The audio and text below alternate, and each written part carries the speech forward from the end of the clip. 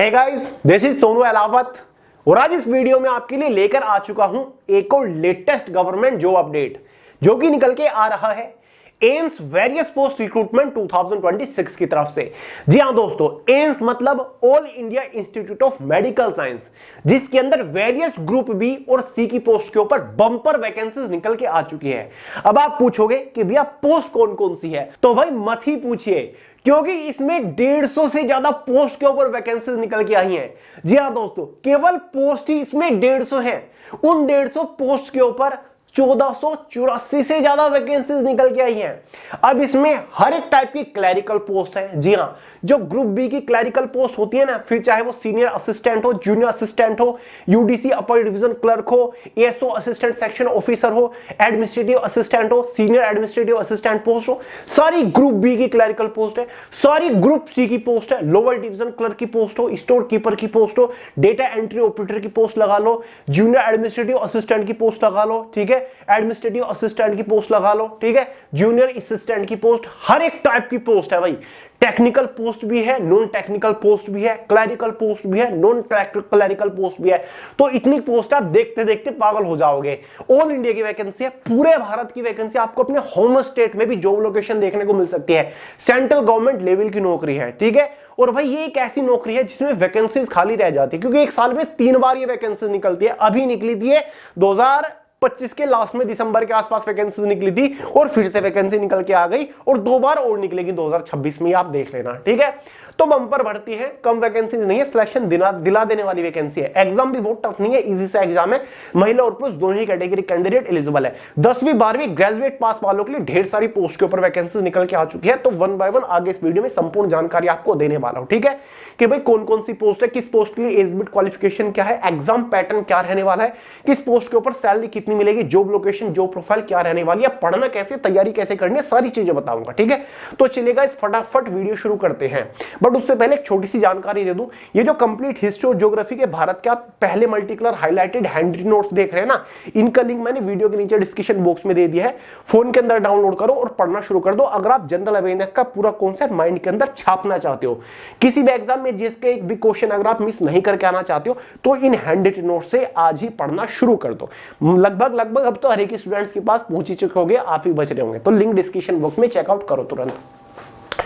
तो भाई मैंने आपको शुरुआत में बता दिया, एम्स की तरफ से वैकेंसी निकल के आ रही है। All India institute of medical science है, ठीक है। भारत में सबसे बड़ा जो है मेडिकल इंस्टीट्यूशन वो एम्स ही है, समझ गए। ग्रुप बी और ग्रुप सी की पोस्ट के ऊपर टोटल 1483 वैकेंसी निकल के आई है। CRE के अंडर इस वैकेंसीज को कंडक्ट कराया जा रहा है, मतलब कॉमन रिक्रूटमेंट एग्जामिनेशन है। भारत के अंदर जितने भी एम्स है, ठीक है, उन सभी के लिए केवल एक एग्जाम कंडक्ट कराया जा रहा है। आपको कट ऑफ के बेसिस पर, मेरिट के बेसिस पर यहां पर सिलेक्शन दिया जाता है, ठीक है। एग्जाम आपका प्रॉपर होगा, ठीक है। तो एक एग्जाम के बेसिस पर यहां पर आपको सिलेक्शन मिल जाता है भारत से। आप कहीं फिर चाहे आप भारत के किसी भी कोने से बिलोंग क्यों ना करते हो। तो यहां पर पोस्ट देख लो कौन कौन सी और किस पोस्ट के लिए एज लिमिट क्वालिफिकेशन क्या है, बाकी की चीजें हम आगे देखेंगे।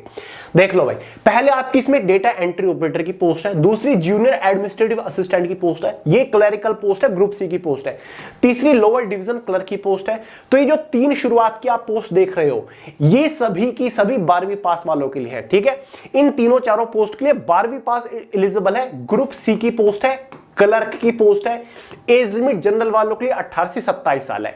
ये जितनी भी एज लिमिट लिखी हुई है ये जनरल कैटेगरी के हैं। ओबीसी वालों को एज में 3 साल का रिलैक्सेशन मिलता है, एसटी एससी वालों को एज में 5 साल का रिलैक्सेशन मिलेगा, ठीक है। अब आती है हमारी सीनियर एडमिनिस्ट्रेटिव असिस्टेंट की पोस्ट, अपर डिवीजन क्लर्क की पोस्ट, असिस्टेंट की पोस्ट, असिस्टेंट एडमिनिस्ट्रेटिव ऑफिसर की पोस्ट, एग्जीक्यूटिव असिस्टेंट की पोस्ट है, साथ ही जूनियर एडमिनिस्ट्रेटिव ऑफिसर की पोस्ट है, समझ गए। तो इन सभी पोस्ट के लिए, ये जितनी मैंने आपको अभी पोस्ट गिनाई यहां से लेकर के यहां तक, सभी के लिए ग्रेजुएट पास एलिजिबल है। कोई एक्सपीरियंस इन पोस्ट के लिए नहीं मांगा गया है। ग्रेजुएशन में कितने भी नंबर हो मैटर नहीं करता, बस क्वालिफाई होनी चाहिए। ग्रेजुएशन आपने किसी भी स्ट्रीम से कर रखी हो, किसी भी यूनिवर्सिटी से, कोई मैटर नहीं करता। तो भाई इन पोस्ट के लिए 21 से 30 साल एज लिमिट है जनरल वालों के लिए। जो अपर डिवीजन क्लर्क की पोस्ट है यूडीसी, इसके लिए 18 से 27 साल एज लिमिट है, ठीक है। इसके लिए 18 से 27 साल है, ध्यान रखिएगा। बाकी गाइस ऑफिस असिस्टेंट भी इसी में है आपकी।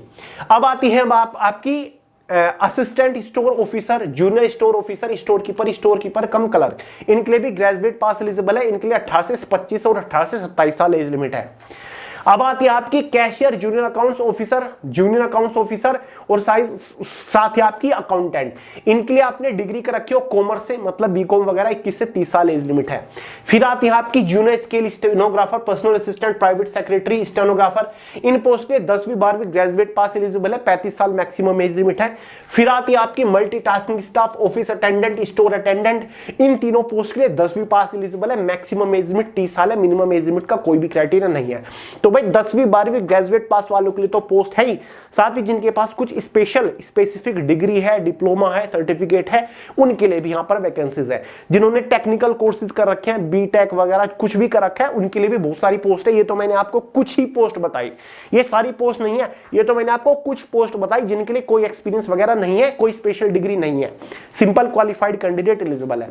अब देखो भाई, इस भर्ती के लिए 13 जून से यानी कि कल से फॉर्म भरे जा रहे हैं। फॉर्म की जो लास्ट डेट है वो 3 जुलाई 2026 रखी गई है और 25, 26, 27 जुलाई को इसका पेपर भी यानी कि एग्जाम भी कंडक्ट करा लिया जाएगा।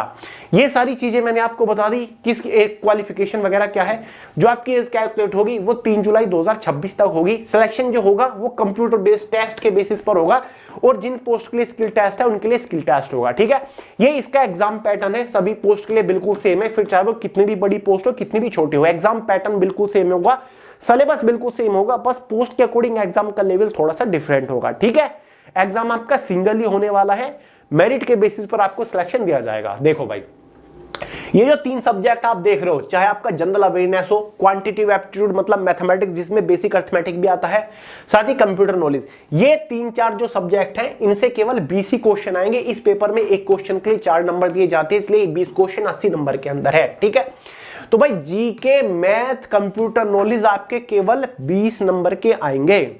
ठीक है, उसके बाद डोमेन स्पेसिफिक नॉलेज आएगा 80 क्वेश्चन 320 नंबर के अंदर। ये मुझे काफी इंटरेस्टिंग लगता है। अब जिस टाइप की आपकी पोस्ट है, मतलब आपकी क्लरिकल पोस्ट है, क्लर्क की पोस्ट है, एलडीसी की पोस्ट है, यूडीसी की पोस्ट है, तो भाई एक क्लर्क की पोस्ट के ऊपर सिलेक्शन होने के बाद आपको क्या काम करना पड़ेगा। ऑफिस सेक्शन की जॉब है, कंप्यूटर बेस्ड, कंप्यूटर रिलेटेड काम करना होता है। ठीक है, डेटा मैनेजमेंट का काम आपको करना होता है। कॉर्पोरेट में जब आप कहीं पर भी काम करते हो, किन किन चीजों का आपको ध्यान रखना होता है, उससे रिलेटेड क्वेश्चन होंगे। ठीक है, पोस्ट स्पेसिफिक डोमेन है ये। ठीक है, डोमेन नॉलेज, जिस डोमेन में आप जा रहे हो, जिस पोस्ट के लिए आप अप्लाई कर रहे हो, उस पोस्ट से रिलेटेड आपको नॉलेज होनी चाहिए। गूगल कर लीजिएगा, 2-3 पेज का मुश्किल से मिलेगा, उससे ही 80 क्वेश्चन आने वाले हैं, 320 नंबर। ठीक है, बाकी एम्स के बारे में भी थोड़ा बहुत पढ़ लीजिएगा। तो टोटल 100 क्वेश्चन आएंगे एग्जाम में, 400 नंबर का पेपर होगा, क्योंकि एक क्वेश्चन के लिए 4 नंबर है। 90 मिनट यानी कि 1.5 घंटा क्वेश्चन पेपर की टाइम ड्यूरेशन है। 1/4 के एग्जाम में नेगेटिव मार्किंग भी रखी गई है। साथ ही मेरे भाई एग्जाम को क्वालिफाई करने के लिए भी मार्किंग यहाँ पर रखी गई है। 40% अंक लाने होंगे, यानी कि 40 नंबर लाने होंगे जनरल ईडब्ल्यूएस वालों को पेपर क्वालिफाई करने के लिए। ओबीसी वालों को 35 नंबर, एसटीएससी वालों को 30 नंबर लाने होंगे पेपर क्वालिफाई करने के लिए। अब जो हमारी क्लरिकल पोस्ट है, फिर चाहे आपकी एलडीसी की पोस्ट हो, लोअर डिवीजन क्लर्क की, फिर चाहे आपकी यूडीसी की पोस्ट हो या फिर एडमिनिस्ट्रेटिव असिस्टेंट की पोस्ट हो, जिन पोस्टों की सेकंड स्टेज में स्किल टेस्ट मांगा गया है, तो उनके लिए आपका टाइपिंग टेस्ट होगा। नोटिफिकेशन में क्लियरली बात दे रखी है कि भाई किस पोस्ट के लिए यहां पर स्किल टेस्ट है या फिर नहीं है। ठीक है, तो जिन पोस्ट के लिए स्किल टेस्ट कह रखा है उनका टाइपिंग होगा, या तो आप इंग्लिश की टाइपिंग कर लो 35 वर्ड पर मिनट की स्पीड निकाल के, या फिर आप हिंदी की टाइपिंग कर लो जहां पर आपको 30 वर्ड पर मिनट की स्पीड निकालनी होगी। 15 मिनट का टाइपिंग टेस्ट होगा और ये केवल क्वालिफाइंग नेचर होगा, इसके लिए कोई नंबर नहीं दिया जाएगा। बाकी ग्रुप बी और ग्रुप सी की पोस्ट के लिए आपका इंटरव्यू नहीं होता है। ठीक है, बिना इंटरव्यू वाली ये नौकरी रहने वाली है। बाकी जिन पोस्ट के लिए स्किल टेस्ट नहीं है, बहुत सारी ऐसी भी पोस्ट है जैसे कि एमटीएस की पोस्ट है, ऑफिस अटेंडेंट की पोस्ट है, स्टोर अटेंडेंट की पोस्ट है, इन पोस्ट की सेकंड स्टेज में स्किल टेस्ट नहीं होता। इन पोस्ट का जो आपका सिलेक्शन होता है वो ऐसे ही हो जाता है, डायरेक्ट आपका सिलेक्शन हो जाता है एग्जाम के बेसिस पर। ठीक है, तो मेरे भाई फाइनल सिलेक्शन जो होता है ना, वो 100 नंबर के बेसिस पर ही, 400 नंबर के बेसिस पर ही होगा। एग्जाम कितने नंबर का है? 400 नंबर का है। तो 400 नंबर में से एक फाइनल मेरिट बनती है जिसके बेसिस पर आपको फाइनली नौकरी मिलती है। ठीक है, इसके एग्जाम का detail syllabus, subject wise, topic wise PDF form में मैंने way to success Telegram channel के अंदर प्रोवाइड करा दिया, लिंक डिस्क्रिप्शन बॉक्स में है। वहां से पूरे सिलेबस को पीडीएफ फॉर्म में डाउनलोड करके पढ़ लो, अच्छे से समझ लो, देख लोगे भाई किस सब्जेक्ट के अंदर से कौन से टॉपिक के ऊपर मोस्टली फोकस करना है। ये चीज मैंने बता दी। 400 नंबर में से फाइनल मेरिट बनती है और क्वालिफाइंग मार्किंग भी मैंने आपको पहले ही बता दी। ग्रुप बी और ग्रुप सी की पोस्ट के ऊपर तनख्वाह देख लो। तो भाई ग्रुप सी की जो सबसे छोटी पोस्ट होगी ना एम्स के अंदर, चाहे वो आपकी एमटीएस की पोस्ट हो, ऑफिस अटेंडेंट की पोस्ट हो, ठीक है, इन पोस्टों के ऊपर आपको 36,000 रुपए मिनिमम सैलरी मिल जाएगी। जो सबसे बड़ी पोस्ट है जो कि पे लेवल 7 की होगी, वहां पर आपको 75,000 रुपए महीना तक तनख्वाह मिल जाएंगी। बाकी जो ग्रुप सी की पे लेवल 2 की पोस्ट है है वहां पर आपको 40, 45, 42 सैलरी मिलती है। जो पे लेवल 3 की पोस्ट है 50,000, पे लेवल 4 की पोस्ट के ऊपर 52-53,000, पे लेवल 5 पे 55, 56, 57,000। ठीक है, इस तरीके से आपकी सैलरी पोस्ट के अकॉर्डिंग बढ़ती जाती है। ठीक है, जो सबसे छोटी पोस्ट है वहां पर 36,000, उसके बाद ऐसे ऐसे 3-3, 4-4 हजार रुपए आपको मैक्सिमम मिलते चले जाते हैं। ठीक है, एग्जाम सेंटर आपके ऑल ओवर इंडिया के अंदर रहेंगे, आपको अपने होम स्टेट में आसपास के शहर में एग्जाम सेंटर देखने को मिल जाएगा। जॉब प्रोफाइल क्लैरिकल है, जितनी पोस्ट मैंने आपको बताई ये तो भाई सारी की सारी क्लैरिकल है, कंप्यूटर बेस्ड, कंप्यूटर रिलेटेड काम करना है, फिजिकल ड्यूटी नहीं करनी, ओसी सेक्शन की जॉब है। ठीक है, क्लैरिकल पोस्ट 9 to 5 की जॉब है। जॉब लोकेशन, ये काफी इंपॉर्टेंट सवाल है। ठीक है, बहुत ही गुड क्वेश्चन है मतलब ये तो जॉब लोकेशन कहां पर रहेगी? देखिए भाई, ये जो वैकेंसी निकली है ना, ये भारत के वेरियस एम्स के अंदर निकली है। ठीक है, भारत के अलग अलग एम्स जो है ना, all India institute of medical science, उसके अंदर वैकेंसी निकली है। आपके स्टेट में भी जो एम्स होगा, अगर आप उससे ही फॉर्म अप्लाई करोगे, ठीक है, अगर वो नोटिफिकेशन में है, उसके अंदर वैकेंसी निकाली है, तो भाई आपकी जॉब लोकेशन वहीं पर रहेगी। मान के चलो दिल्ली एम्स से आप फॉर्म अप्लाई कर रहे हो, नोटिफिकेशन में बता रखा है कि भाई किस एम्स से कितनी वैकेंसी निकली है, किस एम्स के अंदर कौन कौन सी पोस्ट के ऊपर कितनी वैकेंसी है। तो जिस भी एम्स को आप चूज करोगे, फॉर्म भरते टाइम आपसे पूछा जाएगा कि भाई AIIMS Bhopal, AIIMS Rishikesh, AIIMS Delhi, किस एम्स से आप फॉर्म अप्लाई कर रहे हो। जिस भी एम्स से आप फॉर्म अप्लाई करोगे तो आपकी जॉब लोकेशन उसी एम्स के अंदर रहेगी। तो इस बात का ध्यान रखेगा, तो ये एक प्लस पॉइंट है। बाकी गाइस, सबसे जरूरी चीज जो है वो फॉर्म फीस है। जनरल, ओबीसी, ईडब्ल्यूएस वालों की 3,000 रुपए फॉर्म फीस है, एसटी एससी 2,400 रुपए फॉर्म फीस है। तो ये भर्ती फॉर्म फीस के लिए ही सबसे ज्यादा प्रसिद्ध है। सभी लोग फॉर्म फीस की वजह से ही इस भर्ती को जानते हैं कि भाई जनरल, ओबीसी, ईडब्ल्यूएस वालों से 3,000 रुपए लिए जाते हैं यहाँ पर फॉर्म फीस भरवाने के लिए, और एसटी एससी वालों से 2,400 रुपए। और ये सबसे बड़ा कारण है, क्या है सबसे बड़ा कारण भाई? यही है वैकेंसी खाली रहने का। इसी वजह से एक साल में इनको 3-3 बार वैकेंसी निकालनी पड़ती है, क्योंकि वैकेंसी खाली रह जाती है। 1484 वैकेंसी निकली है टोटल, कितनी? 1484, और मुश्किल से 1000 पद इनके भरे जाएंगे, 400-450 पद इनके खाली जाएंगे। क्यों? क्योंकि फॉर्म फीस यहां पर काफी अनरीजनेबल है। एग्जाम इसका इजी रहता है, जिन लोगों ने इसका पेपर दिया उनसे पूछ के देखेगा, यूट्यूब के ऊपर सर्च कर लो, काफी पेपर के रिव्यू भी पढ़े हैं। एग्जाम इसका काफी इजी रहता है, मॉडरेट लेवल का रहता है। मुश्किल से जो आपकी कॉमन नॉलेज है, डेली नॉलेज है, जनरल नॉलेज है, उससे ही क्वेश्चंस पूछे जाते हैं। बहुत टफ इसका पेपर नहीं होता, लेकिन फिर भी वैकेंसीज खाली फॉर्म फीस की वजह से रहती है, क्योंकि फॉर्म फीस काफी अनरीजनेबल है इसकी मेरे भाई। तो अगर आप अफोर्ड कर सकते हो, आप इस भर्ती को लेकर इंटरेस्टेड हो, खुद के ऊपर भरोसा है, एम्स आपको पसंद है, क्लरिकल पोस्ट आपको पसंद है, तो आप इसके लिए ट्राई करिए, इसके लिए फॉर्म भरिए, सिलेक्शन आपका हो जाएगा अगर आप थोड़ी भी मेहनत करके एग्जाम को देते हो। समझ गए? तो भाई इस वैकेंसी का डिटेल नोटिफिकेशन मैंने way to success Telegram channel के अंदर दे दिया है। भर्ती के लिए फॉर्म भरने का लिंक भी मैंने डिस्क्रिप्शन बॉक्स में दे दिया है।